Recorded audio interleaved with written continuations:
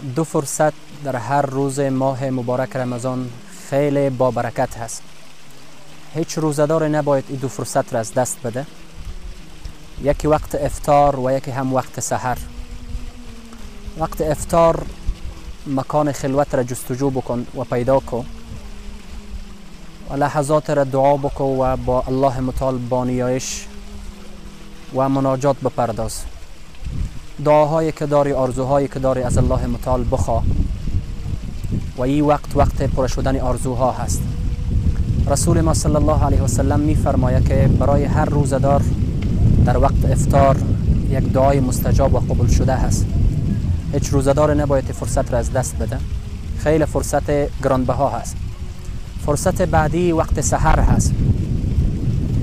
در هر زمانی یا هر وقتی که برای سحری بلند میشی، یک کمی وقت از آن بلند شو. 2 رکعت نماز، 4 رکعت یا 6 رکعت یا هر قدر توانایی داری نماز تهجد را ادا بکن و سجده هایت را طولانی بکن تا گناه ها و غم های در برابرت کوتاهی بکنه و الله متعال همه گناه هایت را ببخشه و دعا بکن که همه آرزوهایت پر شود. السلام علیکم و رحمت الله و برکاته.